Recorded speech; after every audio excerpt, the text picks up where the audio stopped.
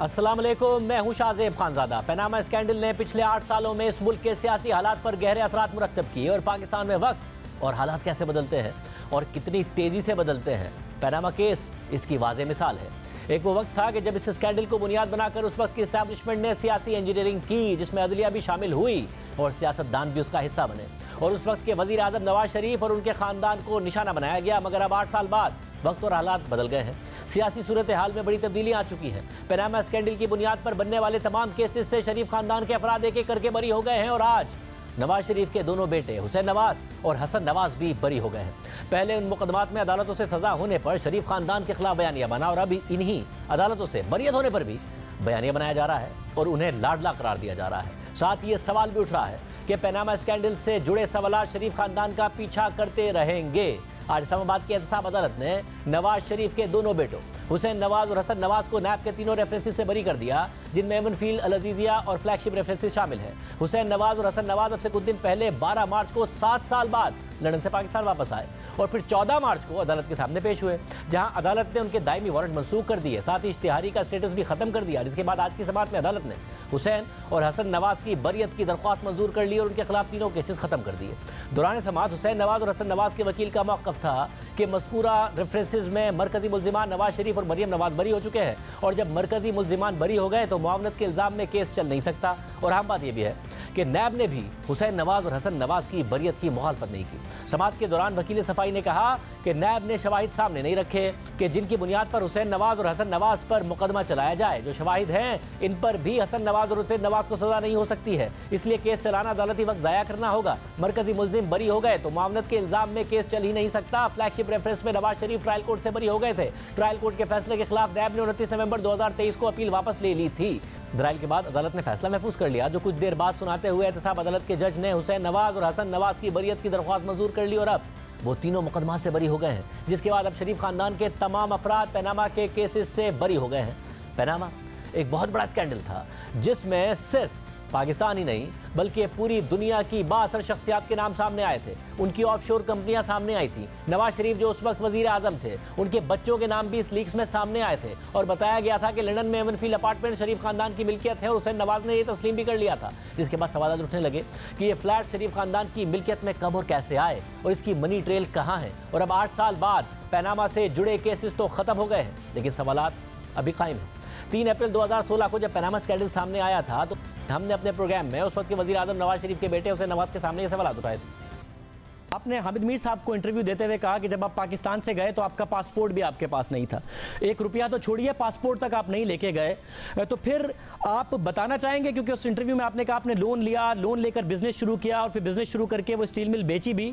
क्या आप on record कहेंगे कि आज तक आप बतौर वजीर आजम पाकिस्तान के बेटे, ना वजीर आजम पाकिस्तान ने ना आपने आज तक पाकिस्तान से 1 रुपया 1 डॉलर बाहर नहीं लेके गए? मैं यहाँ पे ये जरूर कहूँगा कि मुझसे जो है ना ये सवालात पूछने वाले जो है ना पहले अपने आप से ये सवाल करें कि मुझे जब मैं यानी अपना बिल्कुल नौजवानी के आलम में 27 साल मेरी उम्र थी उस वक्त, मुझे किस कानून के तहत एक नौजवान को जो है ना इस मुल्क से जलावतन किया गया। मैं तो कोई सियासी फर्क नहीं था।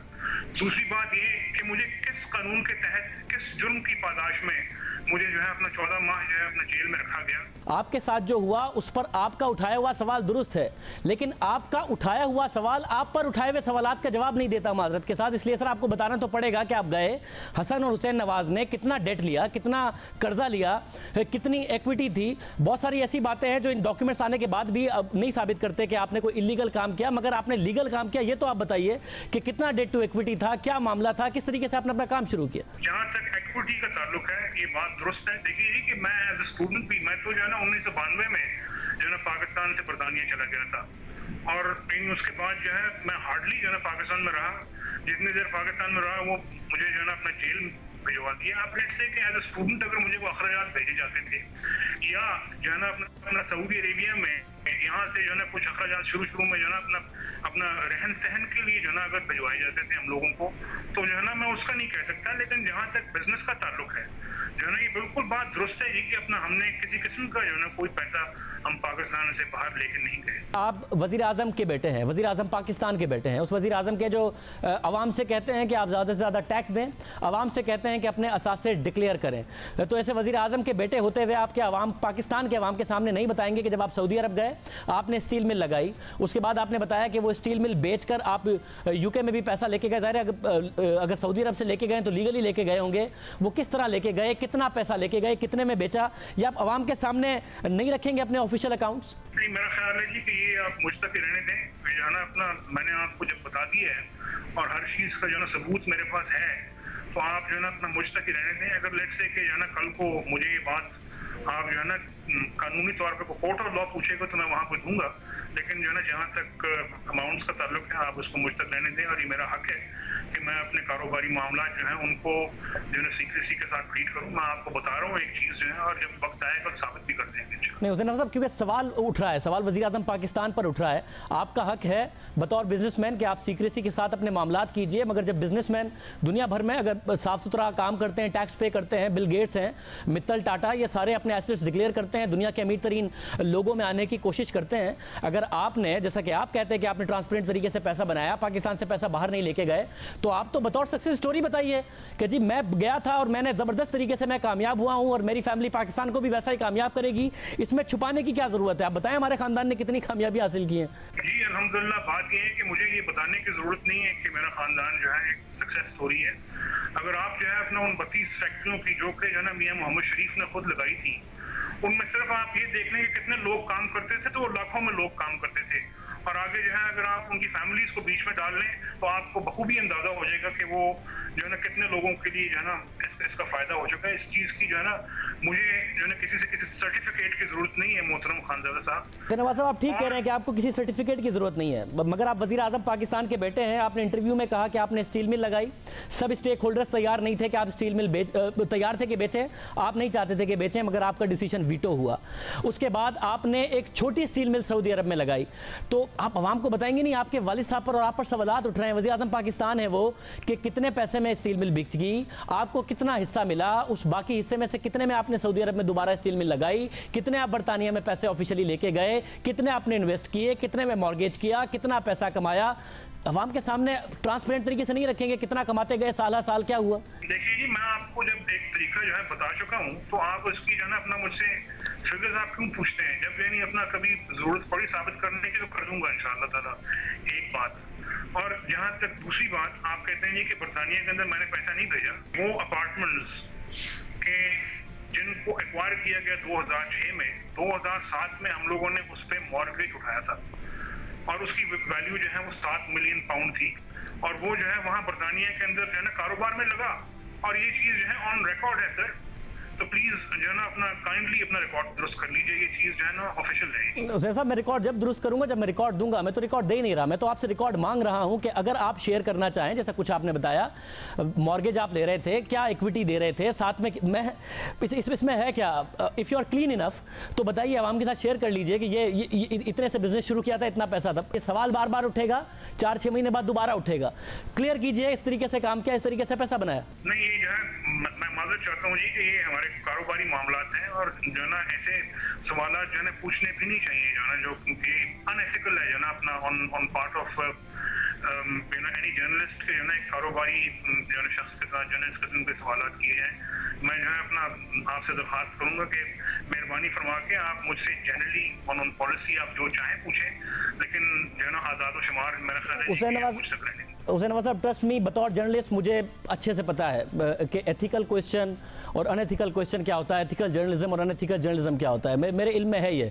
बतौर बिजनेसमैन नहीं, मैं वज़ीर आज़म पाकिस्तान अपने वज़ीर आज़म के बेटे से सवाल पूछ रहा हूँ, और ये पूछ रहा हूँ कि वो अपने असासे बता दें। जहाँ तक जो ना आपने फरमाया जी कि मैं वज़ीर आज़म का बेटा हूँ, ये बात दुरुस्त है अल्हम्दुलिल्लाह कि मेरे वालिद वज़ीर आज़म है, लेकिन उससे पहले मैं एक इंसान हूँ, और काइंडली जो है ना अपना वो एक इंसानियत के नाते जो है ना आप जो है ना मुझसे बात कीजिए।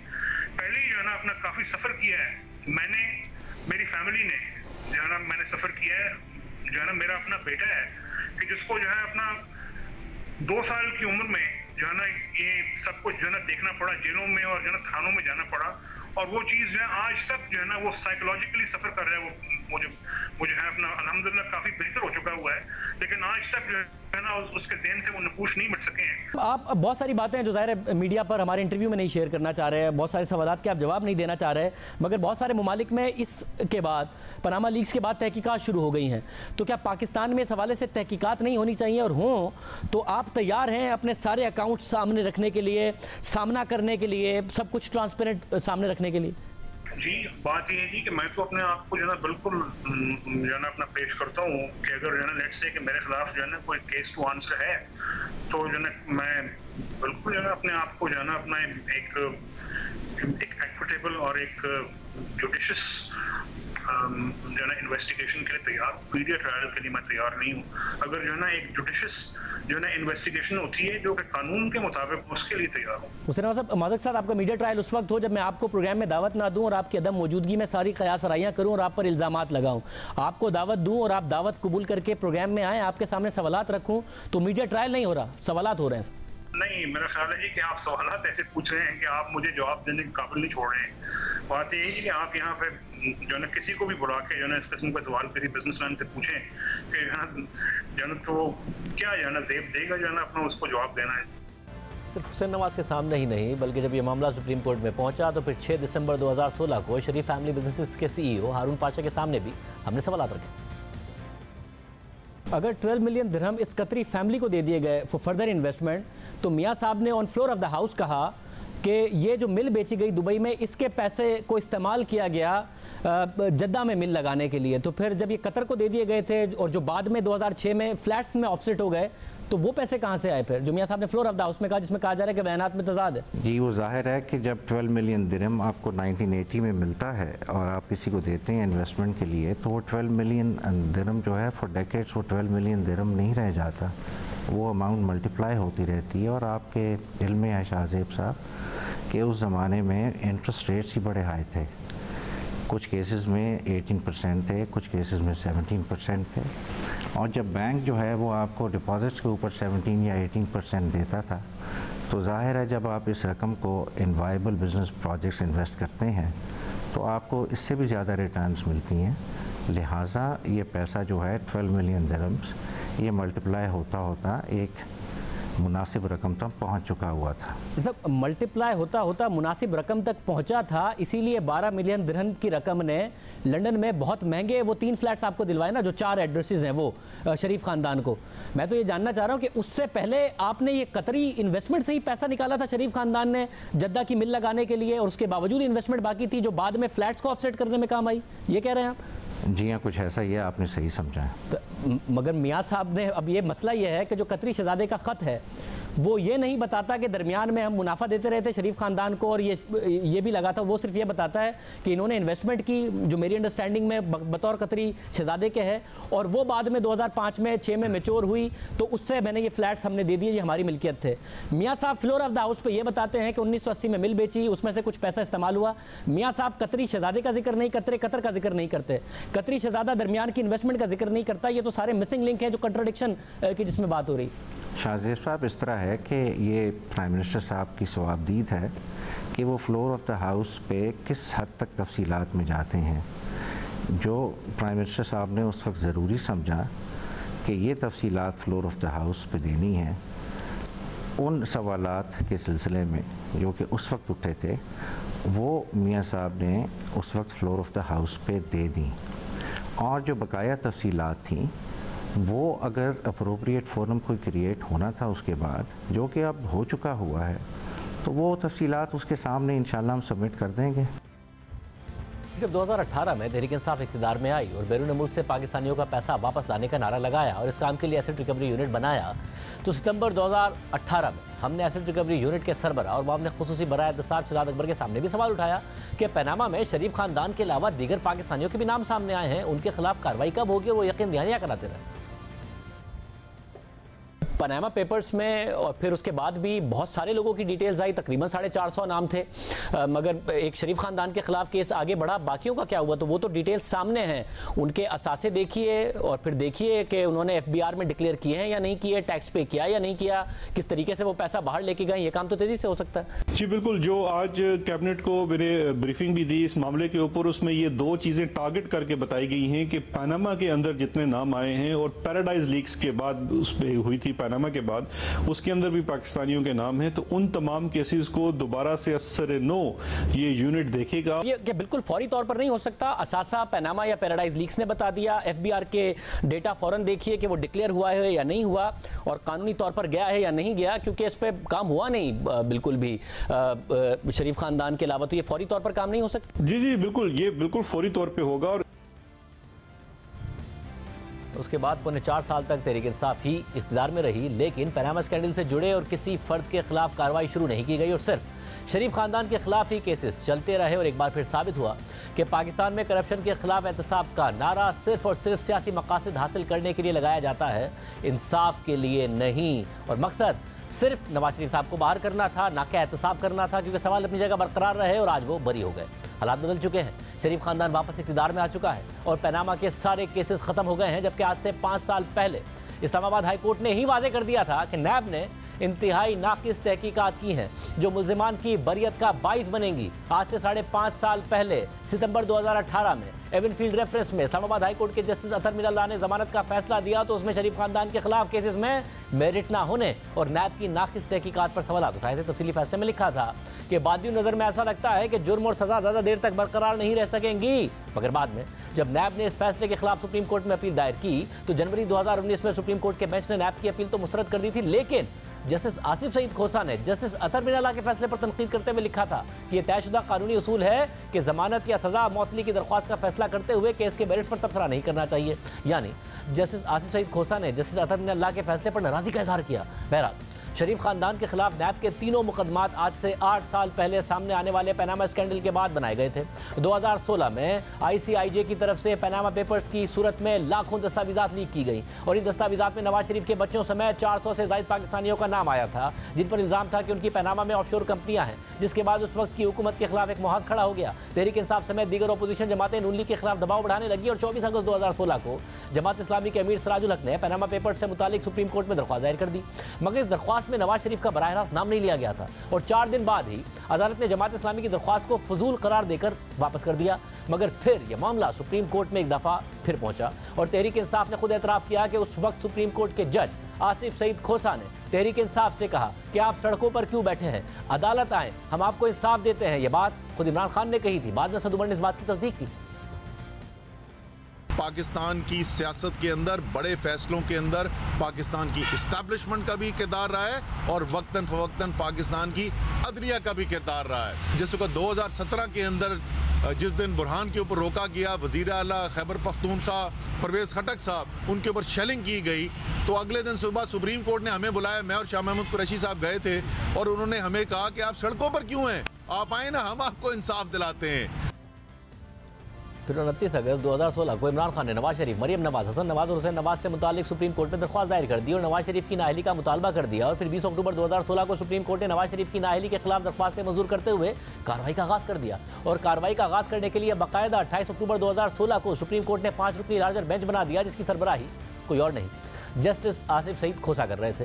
कई महीनों तक कार्रवाई के बाद 20 अप्रैल 2017 को सुप्रीम कोर्ट के 5 रुकनी बेंच ने 3-2 की अक्सरियत से फैसला सुनाया, मगर यह फैसला ना ही शरीफ खानदान के लिए क्लीन चिट साबित हुआ और ना ही उसे सजा के तौर पर लिया गया। दोनों तरफ से इस फैसले पर खुशियां मनाई गईं। 5 रुकनी बेंच में से जस्टिस आसिफ सईद खोसा और जस्टिस गुलजार अहमद का अक़लियती फैसला यह था कि नवाज शरीफ सादिक और अमीन नहीं रहे, इसलिए वो नाअहल होते हैं और उन्हें वज़ारत उज़्मा के ओहदे से हटाया जाए। जबकि जस्टिस एजाजुल एहसन, जस्टिस एजाज अफजल और जस्टिस अजमत सईद के 3 रुकनी अक्सरियती बेंच ने इस मामले पर मज़ीद तहकीकात का फैसला दिया और पाकिस्तान की तारीख में पहली दफ़ा एक ऐसी JIT बनाने का हुक्म दिया गया जिसमें ISI, MI, FIA, NAB, ACCP और स्टेट बैंक के अफसरान शामिल करने की हिदायत दी गई। हुक्म दिया गया कि JIT ये तहकीकात करेगी कि क्या शरीफ खानदान के असासे उनकी आमदनी से ज़ायद है या नहीं और JIT को अपनी रिपोर्ट जमा कराने के लिए 60 दिन का वक्त दिया गया। इस तरह 20 अप्रैल के फैसले से नवाज शरीफ वजीर आजम तो बरकरार रहे, मगर उनके खानदान को मजीद तहकीकात का सामना करना पड़ा। और दिलचस्प बात यह है कि JIT बनने से पहले एक तनाज़ा उठ खड़ा हुआ और साबित हुआ कि सुप्रीम कोर्ट के जजेस ने खुद रजिस्ट्रार के जरिए फोन कराकर व्हाट्सएप कॉल पर अपनी मर्जी के नाम JIT में डलवाए। और इस हवाले से साबिक वजीर आजम नवाज शरीफ के साबिक प्रिंसिपल सेक्रेटरी फवाद हसन फवाद का दावा है कि जब JIT बनी तो हमें इस हवाले से उस वक्त पता चला कि जब ACCP के चेयरमैन जफर इजाजी ने हमें फोन करके बताया कि सुप्रीम कोर्ट अपने मनपसंद नाम मांग रही है। और मैंने उस वक्त सुप्रीम कोर्ट के रजिस्ट्रार से इस हवाले से पूछा तो उन्होंने कहा कि जी सुप्रीम कोर्ट ने नाम मांगे हैं, लेकिन चीफ जस्टिस साकिब निसार की तरफ से नहीं मांगे गए, बल्कि जस्टिस आसिफ सईद खोसा की हिदायत पर यह नाम मांगे गए।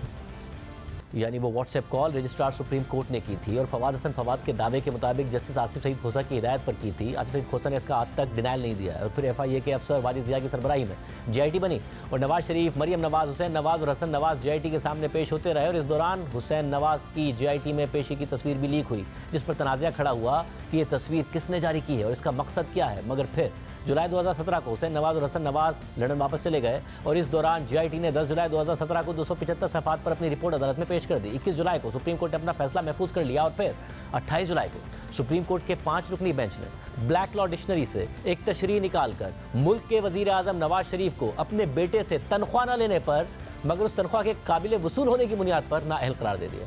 साथ ही शरीफ खानदान और इसहाक डार के खिलाफ नैब को 6 हफ्तों में 4 रेफरेंसेस दायर करने का हुक्म दे दिया और एहतसाब अदालत को कहा कि वो रेफरेंस दायर होने के 6 माह में फैसला करे। और इस पूरे अमल की निगरानी के लिए सुप्रीम कोर्ट के मॉनिटरिंग जज की तकरीरी भी कर दी गई और नवाज शरीफ को नाअहल करार देने वाले जस्टिस रियाजुल हसन को ही मॉनिटरिंग जज तैनात कर दिया गया। और इस तरह से नवाज शरीफ आम इंतखाबात से सिर्फ 1 साल पहले नाअहल हो गए। इसके बाद नैब ने शरीफ खानदान के खिलाफ 3 रेफरेंसेस दायर किए और फिर एहतसाब अदालत में इन केसेस की समाअत हुई। और इंतखाबात से सिर्फ 19 दिन पहले यानी 6 जुलाई 2018 को इस्लामाबाद के एहतसाब अदालत ने नवाज शरीफ, मरियम नवाज और कैप्टन सफदर को सजा सुना दी। और फिर 13 जुलाई को नवाज शरीफ वतन वापस आए और एयरपोर्ट पर ही उनको गिरफ्तार कर लिया गया। मगर फिर सितंबर 2018 को इस्लामाबाद हाई कोर्ट ने नवाज शरीफ और मरियम नवाज की सज़ा मुअत्तल कर दी और उन्हें ज़मानत पर रिहा कर दिया। इसके बाद अल अज़ीज़िया रेफरेंस में भी नवाज शरीफ को सज़ा सुना दी गई, यानी तेज़ी से सज़ाएं सुनाई गई, सियासी मकासद हासिल किए गए। मगर अब 8 साल बाद नवाज शरीफ, मरियम नवाज, हुसैन नवाज और हसन नवाज में से किसी पर भी पनामा स्कैंडल का एक भी केस नहीं है। दूसरी तरफ इस्लामाबाद हाई कोर्ट में साइफर केस के फैसले के खिलाफ इमरान खान और शाह महमूद कुरैशी की अपीलों पर समाअत जारी है। आज भी इस्लामाबाद हाई कोर्ट के चीफ जस्टिस आमिर फारूक और जस्टिस गुल हसन औरंगजेब ने समाअत की है।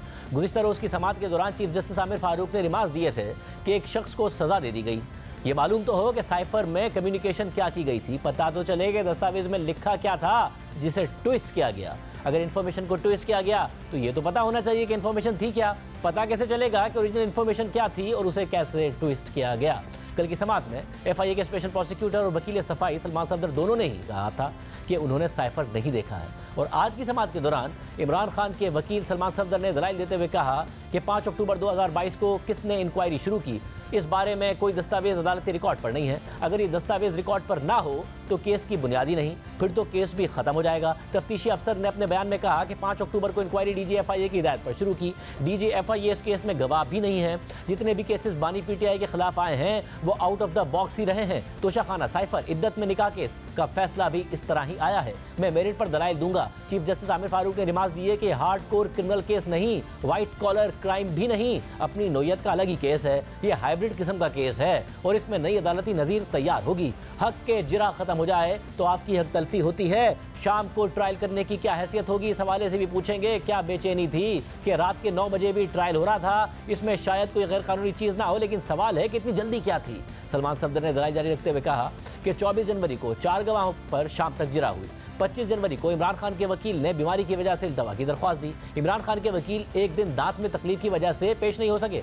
अगले ही दिन ट्रायल जज ने सरकारी वकला मुकर्रर कर दिए। जस्टिस मियां गुल हसन औरंगजेब ने सवाल किया कि ऐसी भी क्या जल्दी थी। आर्टिकल 10A के मुताबिक फेयर ट्रायल के तकाजे पूरे करना जरूरी है। सलमान सफदर ने मजीद कहा कि जज साहिब फैसले के पैराग्राफ नंबर 2 में लिखते हैं कि हाई कोर्ट डायरेक्शन की वजह से जल्द फैसला किया। हाई कोर्ट की डायरेक्शन तो खत्म हो चुकी थी। मैं अगर ये कहूँ कि इस्लामाबाद की तारीख का मुतरादी तरीन ट्रायल था तो गलत ना होगा। आला अदालत की किसी डायरेक्शन के बगैर जल्दबाजी में ट्रायल चलाया गया। सुप्रीम कोर्ट ने हाई कोर्ट की 1 माह में ट्रायल मुकम्मल करने की डायरेक्शन कलदम कर दी थी, मगर जज साहब कहते रहे कि हाई कोर्ट की डायरेक्शन पर जल्दबाजी में ट्रायल चला रहा हूँ।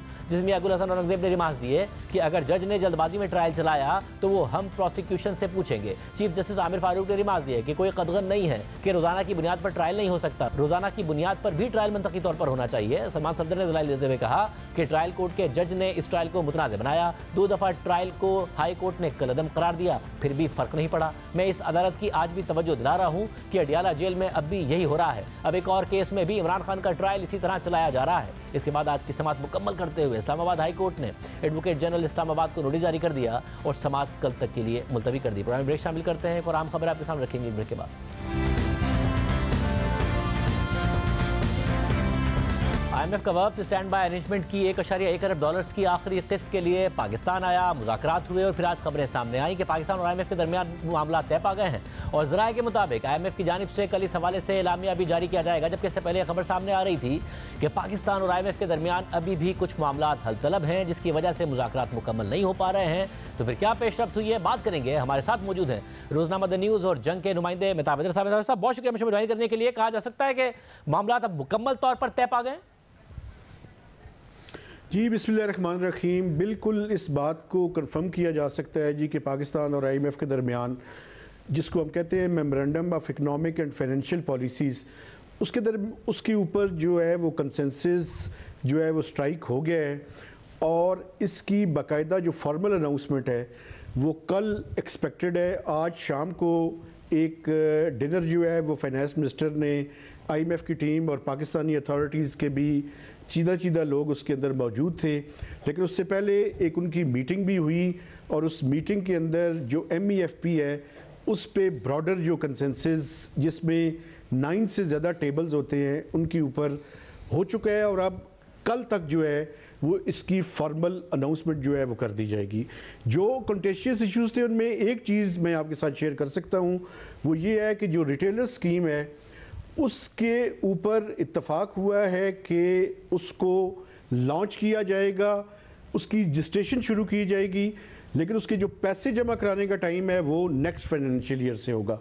तो ये चीज़ें और काफ़ी और चीज़ें जिसमें रेवेन्यू सरप्लस भी है, चूँकि प्राइमरी बैलेंस IMF के लिए बड़ा इंपॉर्टेंट है, तो उसके ऊपर 20 सूबों के साथ ये तय हुआ है कि वो मैक्सिमम कोशिश की जाएगी कि जो IMF के प्रोग्राम का टारगेट है कि हमने कोई 0.4% ऑफ GDP के लगभग प्राइमरी सरप्लस को रखना है, तो उसके बारे में भी पेशरफ्त हुई है और कल तक इसकी फॉर्मल अनाउंसमेंट सामने आ जाएगी। वैसे और क्योंकि मौजूदा हुकूमत ये ऐलान कर चुकी है कि अगले IMF प्रोग्राम में भी हम जाएंगे, वज़ीर ख़जाना भी इस मामले में क्लियर है, तो जो केमिस्ट्री है वो इतनी अच्छी है, जो मामला थे इतने अच्छे हैं इस वक्त IMF और पाकिस्तान के दरमियान के अगला प्रोग्राम के लिए आसानी से मामला आगे बढ़े।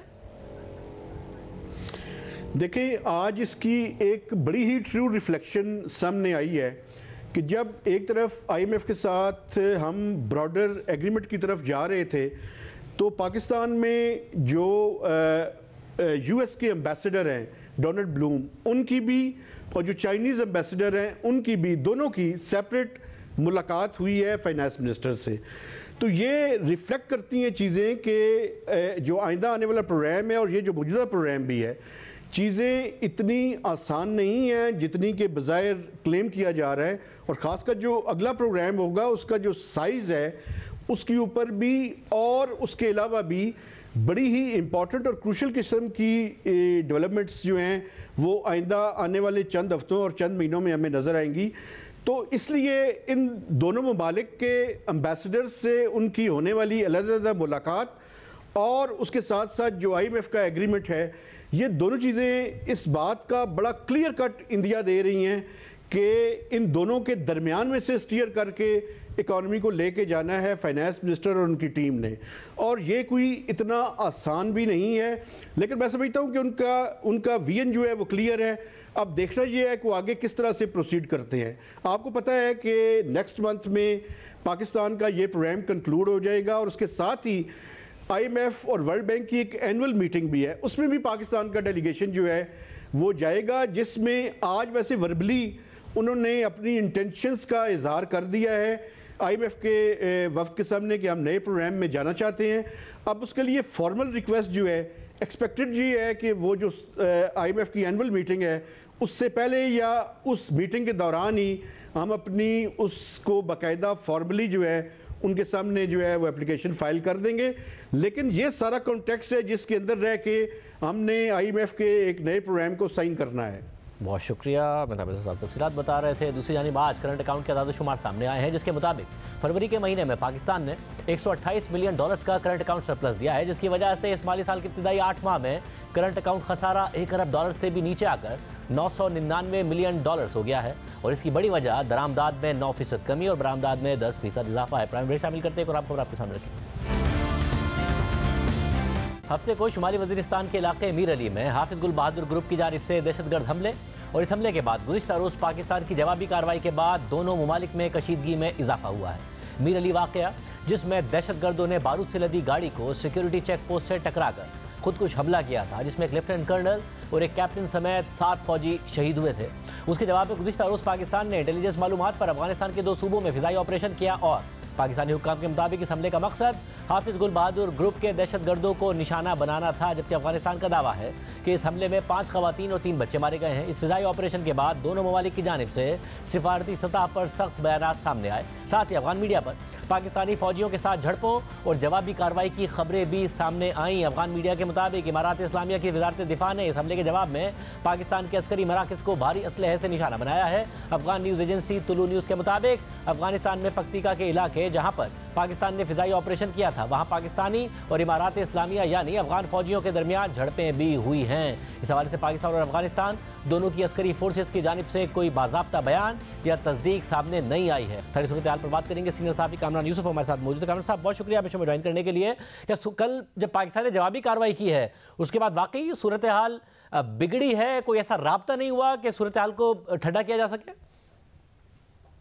देखें, अब तो आज एटलीस्ट आज का दिन तो अपेरेंटली बॉर्डर पे अगर आप सूरत हाल देख रहे हैं तो एटलीस्ट एक टेंस काम जिसे कहते हैं कि वो तो प्रिवेल कर रहा था, लेकिन ओवरऑल ऑफ कोर्स जो टेंशन है वो बिल्कुल बरकरार है। और जाहिर है कि पाकिस्तान ने ये जो कार्रवाई की, जो एयर स्ट्राइक्स की, ये अनएक्सपेक्टेड नहीं थे, ये बिल्कुल एक्सपेक्टेड थे। अगर इसका बैकग्राउंड अगर आप जाने तो आई थिंक पिछले साल दिसंबर में DI खान में जो एक दहशतगर्दी का बड़ा वाकया हुआ था, जिसके नतीजे में 23 पाकिस्तानी जो फौजी हैं वो शहीद हुए थे। और उसके बाद भी ये खदशा था कि पाकिस्तान शायद एयर स्ट्राइक्स करे, लेकिन फिर भी पाकिस्तान ने एक कोशिश की कि मामलात को जो अवेलेबल मैकेनिज्म्स हैं उनके जरिए हल किया जाए और बाकायदा तौर पर वार्न किया अफगान तालिबान की हुकूमत को कि इसके बाद अगर पाकिस्तान में इस तरह की दहशतगर्दी की बड़ी कार्रवाई होगी और उसमें जो सिक्योरिटी एहलकार हैं उनकी जानों का ज़िया हुआ तो फिर पाकिस्तान इंतजार नहीं करेगा। तो जो 16 मार्च को मीर अली शुमाली वज़ीरिस्तान में दहशतगर्दी का वाकया पेश आया तो वो इन रिलेशनशिप में एक टिपिंग पॉइंट था, जिसके बाद पाकिस्तान के पास कोई ऑप्शन नहीं था सिवाय इसके कि वो एक क्लियर मैसेज कन्वे करे कि अगर अफगान तालिबान की हुकूमत TTP के खिलाफ कार्रवाई नहीं करेगी तो फिर पाकिस्तान ये हक महफूज रखता है कि वो फिर अफगानिस्तान के अंदर जाकर के कार्रवाई करे। तो इस वक्त जो सिचुएशन है after this incident, of course जो अवेलेबल चैनल होते हैं उसमें तो कम्युनिकेशन होती रहती है, बट ओवरऑल अभी भी जो सिचुएशन है वो बहुत टेंस है और एक वॉलेटाइल है इस वक्त। मतलब मगर ये वाज़ेह हो गया कि अफगानिस्तान के अंदर अगर ठिकाने हैं तो पाकिस्तान को पता है, पाकिस्तान ने जब रिटेलिएट किया तो उनको टारगेट किया, तो फिर कोई ऐसा मैकेनिज्म, क्योंकि माजी में बहुत पाकिस्तान ने इसरार किया मगर अफगान तालिबान नहीं माने हैं, नहीं बन सकता जिसमें इन ठिकानों का जब अफगान तालिबान को भी पता है, पाकिस्तान को भी पता है कि उनके खिलाफ कार्रवाई हो सके, उन्हें रोका जा सके पाकिस्तान में कार्रवाई करने से? देखिए, उसमें जो सबसे बड़ा इस वक्त जो डेड लॉक है वो ये है कि जब पाकिस्तान, जब इवन अफगान तालिबान दोबारा इक़्तिदार में आए थे और पाकिस्तान ने क्लियरली उनसे मुतालबा किया था कि या तो आप TTP के खिलाफ कार्रवाई करें या जो उनकी क़यादत है उनको पाकिस्तान के हवाले करें, और पाकिस्तान को उस वक्त भी उनके जो वेयर अबाउट्स हैं उनके बारे में पता था और वो अफगान तालिबान हुकूमत के साथ शेयर की थी। लेकिन अफगान तालिबान हुकूमत ने इनकार कर दिया और उसकी वो वजूहात ये बताते हैं कि एक तो हमारे बड़े लॉन्ग स्टैंडिंग रिलेशनशिप TTP के साथ रहे हैं, जब अमरीकी और बाकी गैर मुल्की अफवाज अफगानिस्तान में मौजूद थे तो उनके साथ मिलकर हमने लड़ाई लड़ी है। दूसरा वो ये कहते हैं कि हमारा नंबर 1 एनिमी दाइश खुरासान है और अगर हम TTP के खिलाफ कार्रवाई करेंगे तो मामलात जो हैं वो हमारे लिए खराब हो जाएंगे, इनके जो फाइटर्स हैं वो ज्वाइन कर लेंगे दाइश को, तो हमारे लिए बड़ा खतरा है। तो अफगान तालिबान को पता है कि कहाँ पर TTP की क़यादत मौजूद है, गाँव के गाँव पाकिस्तान की सरहद के साथ पक्तिका, खोस्त और ये जो सारे इलाके हैं वहां पर TTP के लोग मौजूद हैं, उनकी फैमिलीज मौजूद हैं। असल में डेड लॉक ही यही है कि अफगान तालिबान ये कहते हैं कि इसका जो हल है वो ताकत का इस्तेमाल नहीं है, पाकिस्तान को चाहिए कि इनके साथ मुज़ाकरात करें। माजी में पाकिस्तान ने मुज़ाकरात किए, लेकिन जो पाकिस्तान में आर्मी चीफ की तब्दीली हुई उसके बाद जो पॉलिसी है वो यकसर बदल गई और एक क्लियर फैसला लिया गया कि पाकिस्तान कम से कम TTP के साथ किसी भी तरह के मुज़ाकरात नहीं करेगा। और इस वजह से ये जो डेड लॉक है ये प्रिवेल कर रहा है और अब सिचुएशन उस नहज पर पहुंच गई है कि पाकिस्तान को मजबूरन अफगानिस्तान के अंदर स्ट्राइक करना पड़े। बहुत शुक्रिया। आज के प्रोग्राम में इतना, इजाज़त दीजिए। अल्लाह हाफ़िज़।